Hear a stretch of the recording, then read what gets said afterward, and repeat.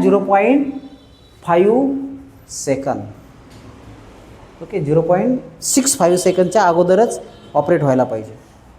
बघा कुठं वापरता रे, domestic app as well as industrial application. To ensure the main supply is automatically disconnect if earth leakage current is detected.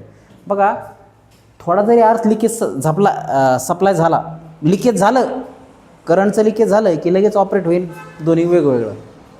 आपण समजायचं leakage झालं आहे कुठंतरी, तर त्यासाठी आपल्याला या टाईपचं सर्किट ब्रेकर वापरतो. त्याला आपण अर्थ लिकेज सर्किट ब्रेकर असं म्हणतो.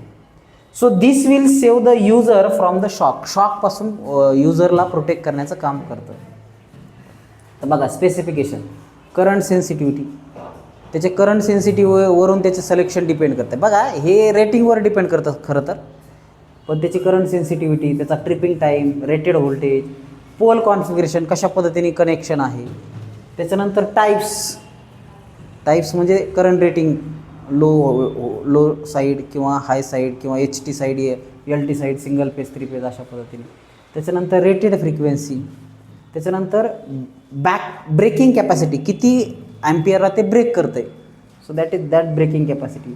त्याच्यानंतर operating temperature range and mounting type, याच्यावरून ते आपण सिलेक्ट करत असतो. काय सिलेक्ट करत असतो? ELCB, that is earth leakage circuit breaker. आपल्या इथं लिकेज होण्याची शक्यता आहे, मग लिकेज होण्याची शक्यता आहे ती फाइंड आउट करण्यासाठी आपण हे स्पेसिफिकेशन कन्सिडर करू. कळतं आहे? पुन्हा एकदा लक्ष द्या. हे स्पेसिफिकेशन, करंट सेन्सिटिव्हिटी, तो किती ॲम्पियरला सेन्स करतो आहे. त्याच्यानंतर ट्रिपिंग टाईम, किती फास्ट ऑपरेट होतो आहे. त्याच्यानंतर त्याचं रेटेड व्होल्टेज किती त्या सर्किट ब्रेकरचं. त्याच्यानंतर पिन कॉन्फिगरेशन, पोल कॉन्फिगरेशन कसे, कशा पद्धतीने माउंट आहे, हॉरिझॉन्टली, व्हर्टिकली. त्याच्यानंतर टाईप, सिंगल फेज, 3 फेज, 3 पेजची सुद्धा असते. ओके, 3 पेजचं जास्त वापरलं जातं. त्याच्यानंतर रेटेड फ्रिक्वेन्सी 50 हर्ट्ज और 60 हर्ट्ज. ब्रेकिंग कॅपॅसिटी, किती ॲम्पियरला ते ब्रेक करतं आहे. त्याच्यानंतर ऑपरेटिंग टेम्परेचर रेंज, किती टेम्परेचरला ते ऑपरेट होतं आहे. आणि माउंटिंग टाईप, कोणत्या टाईपचे, बॉक्स टाईप आहे का ओपन टाईप आहे वगैरे वगैरे. So these are the specification of this ELCB, earth leakage circuit ब्रेकरचे हे स्पेसिफिकेशन आहे. आणि याच्यावर आपण ते अर्थ लिकेज सर्किट ब्रेकरला सिलेक्ट करतो. समजलं? आता एक क्वेश्चन आहे, comparison between MCB and ELCB. हा क्वेश्चन तुम्ही लिहून आणायचा आहे. तर बघा 2 मिनटात सांगतो. MCB म्हणजे काय रे, मिनिएचर सर्किट ब्रेकर.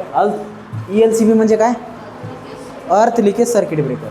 MCBची रेटिंग कमी असते कंपेअर विथ ELCBची रेटिंग जास्त राहते.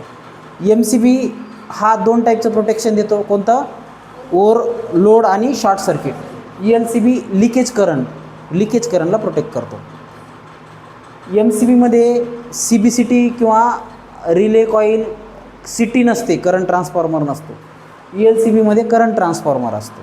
ओके, हा करंट ट्रान्सफॉर्मर आहे. रिले कॉईल सर्किट अशा पद्धतीचं नसतं आहे त्याचं.